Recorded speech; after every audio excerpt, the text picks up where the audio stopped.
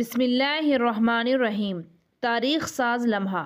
رسول ثقلین حضرت محمد مصطفیٰ صلی اللہ علیہ وآلہ وسلم نے حضرت علی علیہ السلام سے فرمایا کہ اے علی، آپ سے قبل کچھ لوگ اس غرض کے ساتھ میرے پاس آئے تھے۔ جب میں نے اپنی شہزادی فاطمہ زہرا کے سامنے ان کا ذکر کیا تو میں نے ان کے تابناک اور زوفشاں چہرے پر ناپسندیدگی کے آثار دیکھے۔ اب میں ان کے پاس آپ کا پیام لے کر جاتا ہوں۔ پیغمبر اسلام حضرت علی کو وہیں بٹھا کر فاطمہ زہرا کے پاس تشریف لے گئے اور انہیں پیام دیا کہ علی ابن ابی طالب آپ کا رشتہ طلب کرنے کے لیے آئے ہیں۔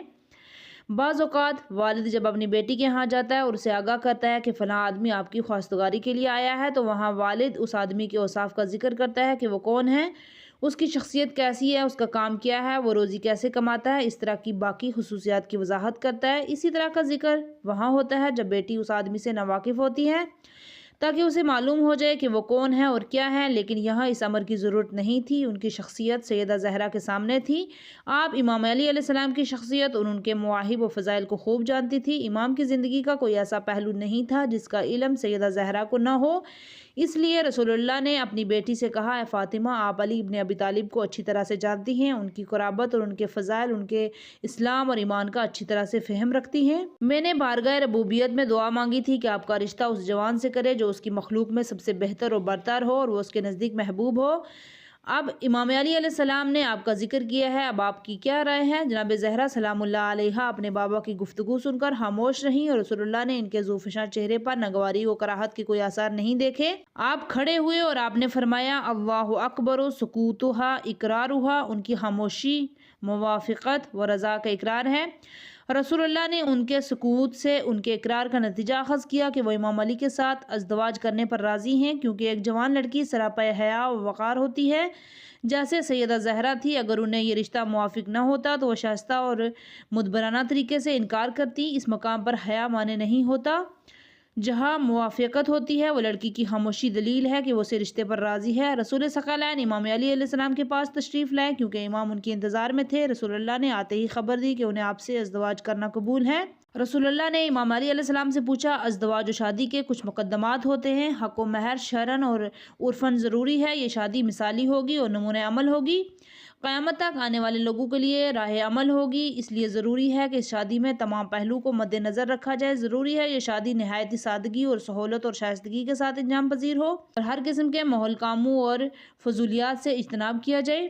صفا و راستی و درس برائے امت۔ رسول اکرم نے ضروری مقدمات طے کرنے کے بعد امیر علیہ السلام سے پوچھا کہ آپ کے پاس ضروری اخراجات کی رقم ہے جس سے آپ کی شادی کے مراحل طے کیے جائیں؟ جناب امیر نے عرض کیا، یا رسول اللہ، میرے ماں باپ آپ پر فدا ہوں، اللہ کی قسم آپ میرے تمام احوال سے واقف ہیں۔ میری کل کائنات صرف ان 3 چیزوں پر مشتمل ہے، میرے پاس ایک تلوار، ایک زرہ اور ایک اونٹ ہے۔ جی ہاں، کائنات کے امام کی کل ثروت یہی تھی۔ دنیا پر مار مٹنے والے دنیا کے ڈھیر لگاتے ہیں، ان ڈھیروں پر مزید ڈھیر لگاتے ہیں، لیکن جو اللہ کے دین پر جان ہتھیلی پر رکھ کر چلتے ہیں انہیں دنیا سے کوئی غرض نہیں ہوتی، انہیں صرف اللہ اور اس کے رسول کی خوشنودی کی ضرورت ہوتی ہے۔ صاحبان عقل کے لیے مقام فکر ہے۔ جی ہاں، جناب امیر کے پاس مال دنیا میں سے یہی تھا جس کے ذریعے آپ پیغمبر اسلام کی دختر یگانہ سے پیمان زندگی باندھنا چاہتے۔ رسول اللہ جناب امیر علیہ السلام کی صداقت اور جوانمردی سے متاثر ہوئے اور فرمایا، یا علی، یہ تینوں چیزیں قیمتی اور کام کی ہیں۔ جہاں تلوار کی بات ہے اس کے بغیر چارہ نہیں ہے۔ آپ اس کے ساتھ اللہ کے راستے میں جہاد کرتے ہیں اور اس کے ذریعے اللہ کے دشمنوں کا مقابلہ کرتے ہیں۔ جہاں اونٹ کی بات ہے وہ بھی ضروری ہے، یا اس کے ذریعے آپ پانی اپنے گھر میں لاتے ہیں یا اس کے ذریعے اپنی کھجوروں کو پانی دیتے ہیں، اسی پر سفر کرتے ہیں اور اس سے بار برداری کا کام کرتے ہیں۔ میں آپ کی شادی آپ کی زرہ کے ذریعے کرنا چاہتا ہوں اور اس کی قیمت پر میں راضی ہوں۔ جائیے اسے بازار میں بیچ کر اس کی قیمت میرے پاس لے آئیے۔ یہ زرہ حضرت علی علیہ السلام کو میدان بدر کے مال غنیمت میں سے حاصل ہوئی تھی۔ عسقلانی نے اپنی کتاب میں اس واقعے کا ذکر کیا ہے کہ نبی کریم نے یہ تلوار جناب امیر کو عطا کی تھی اور اس تلوار کا نام الحتیمہ تھا۔ یہ تلوار اتنی مضبوط تھی جو دوسری تلواروں کو توڑ دیتی تھی۔ کتاب لسان العرب میں اس کا معنی بھی یہی ہے، یعنی تلواروں کو توڑنے والی۔ امام علی علیہ السلام نے اپنی زرہ 480 درہم یا 500 درہم میں بیچی تھی۔ آپ نے یہ ساری رقم رسول اللہ کے حوالے کر دی تھی۔ ایک زرہ کی قیمت اس ذات کا حق مہر مقرر ہوا جو ملکۃ العرب کی شہزادی تھی، جو سرتاج انبیاء کا لخت جگر تھی، جو سیدہ نساء العالمین تھی، جسے اللہ نے خاتون جنت بنایا تھا، جس کے دونوں شہزادوں کو جوانان جنت کا سردار بنایا تھا۔ رسول اسلام نے انتہا درجے کی سادگی کے ساتھ اپنی طاہرہ بیٹی کا عقد اپنے خلیفہ حضرت علی علیہ السلام کے ساتھ کر دیا۔ اس طریقے سے آپ نے اپنی امت کے لیے نمونہ قائم کیا تاکہ اس کی امت انہی کے نقش و قدم پر چل کر کسی احمقانہ جاہلی مراسم میں مبتلا نہ ہو، اپنی تباہی نہ کر بیٹھے۔ آپ کی بیٹی سیدہ زہرا آیت خداوندی تھی اور کائنات کی تمام خواتین سے شرف و منزلت میں کروڑوں گنا بلند و برتر تھی، لیکن پیغمبر اسلام نے ان کا حق مہر صرف ایک زرے کی قیمت مقرر کی تھی تاکہ اوہام و خرافات کے بندھن ٹوٹ جائیں اور امت کی ہر بیٹی اپنے بلوغ کے وقت فوراً بیاہ ہی جائے، کہیں وہ خرافات کی زنجیروں میں جکڑی نہ جائے۔ عربی انسانیت نے عملاً و فعلاً احمقانہ مراسم کا خاتمہ کر کے امت کے ہر فرد کو دعوت دی کہ وہ ان کے نقش و قدم پر چلے اور اپنی زندگی کو آسان بنائے۔ ایک مسلم خاتون معمولی قیمت کے مہر پر ناک منہ نہ چڑھائے۔ زمانے میں کون ہے جو مقام منزلت علمی اور معنوی میں اس عظیم الشان خاندان کا مقابلہ کرے؟ اس لیے ضروری ہے کہ انہی کی پیروی میں زندگی بسر کی جائے۔ ہر دور کی روشن فکر اور آزاد منش دوسیزگان کو چاہیے اور ان غلط رسوم اور آداب اور کمر شکن اور سنگین ترین جہیز کی لعنت سے اپنے والدین اور رشتہ داروں کو نجات دلائیں اور اپنی ازواجی زندگی کو آسان اور خوشحال بنائیں۔ پیغمبر خدا کے اس عمل میں اس کے علاوہ بھی بے پناہ فوائد اور حکمتیں پوشیدہ ہیں جو ہمارے لیے منارہ نور ہیں۔ اس ملاکوتی جوڑے کے ازواجی زندگی کے آغاز کے احوال جو ابھی پڑے ہیں وہ زمین پر ہوئے اور جو مراسم آسمان پر ہوئے وہ اور ہیں۔ علی و بطول کی آسمان چہارم پر شادی خانہ آبادی، جی ہاں، ادھر یہ پرشکوہ اور پرمعنویت ازواجی زندگی کا برنامہ شہر مدینہ و منزل وحی میں نہایت سادگی اور صفا کے ساتھ انجام پذیر ہوا، لیکن ادھر خدائے جہان آفرین کو سید نساء العالمین کی حرمت اور کرامت کا پاس تھا۔ اس سے قبل کہ ان کے والد گرامی ان کا عقد امام علی سے کریں، اللہ نے آسمانوں پر ان سے پہلے ہی اس کا امر انتظام کر دیا۔ یہ کوئی تعجب کا مقام نہیں ہے۔ اللہ تعالیٰ نے آسمانوں میں علی و بطول کو ازواجی بندھن میں باندھ دیا تھا کہ اللہ تعالیٰ نے جناب زینب بنت حبش کی ترویج نبی کریم کے ساتھ آسمان پر نہیں کی تھی، جیسا کہ قرآن مجید میں ہے کہ اللہ تعالیٰ نے اس مومنہ عورت کی ترویج اپنے رسول سے نہیں کر دی جس نے اپنے آپ کو اللہ کے رسول کے لیے ہبہ کر دیا تھا۔ یہاں اب کون سا معنی ہے کہ آسمان پر اللہ کے حکم سے علی اور بطول کی تزویج کی محفل برپا نہ ہو یا آسمانوں کی بلندیوں پر ازواجی محفلیں منعقد نہ ہوں، ملائکہ حاضر نہ ہوں، جس طرح کے اس عنوان پر کثرت کے ساتھ احادیث موجود ہیں۔ یہ سب کچھ اس کی اور اس کے والد گرامی، اس کے عظیم شوہر اور ان کے شکم اطہر سے پیدا ہونے والے دونوں شہزادوں کی عزت و کرامت کے لیے بے مثال محفل سجائی گئی تھی، کیونکہ یہ سب اللہ کی مخلوق پر حجتیں ہیں۔ یہ پرشکوہ پرمعنویت محفل آسمان چہارم پر بیت المعمور میں قائم ہوئی۔ یہ وہ مثالی محفل تھی جو نہ کبھی زمین پر نہ آسمان پر منعقد کی گئی تھی۔ اللہ تعالیٰ نے تمام ملائکہ کو حکم دیا کہ وہ سب آسمان چہارم پر جمع ہوں۔ نورانی ممبر کرامت لگایا گیا۔ اللہ تعالیٰ نے اپنے ایک بلند مرتبہ خوبصورت اور خوش آواز فرشتے راحیل کو حکم دیا وہ اس عظیم الشان ممبر پر بلند ہو۔ جب وہ فرشتہ ممبر نور پر بیٹھا تو اس نے خطبے کا آغاز کیا۔ تمام حمد و ستائش اس خدائے برتر کے لیے جو تمام موجودات سے پہلے موجود تھا، تمام عالمین کے فنا و نابود ہونے کے بعد باقی ہے، یعنی وہ ہمیشہ ہے اور ہمیشہ رہے گا۔ ہم اسی ذات کی حمد و ثنا کرتے ہیں جس نے ہمیں روحانی ملائکہ بنایا اور اپنی ربوبیت سے اپنا اطاعت گزار بنایا، اور اس نے اپنے فضل و کرم سے جو نعمات ہمیں عطا کی ہیں ہم اس کے شکر گزار ہیں۔ ہم اس ذات کی تقدیس و تسبیح بیان کرتے ہیں جس نے ہمیں حرص و ہوس و حیوانی خواہشات سے دور رکھا، ہماری کوشش و کاوش کو اپنی بندگی و ستائش قرار دیا۔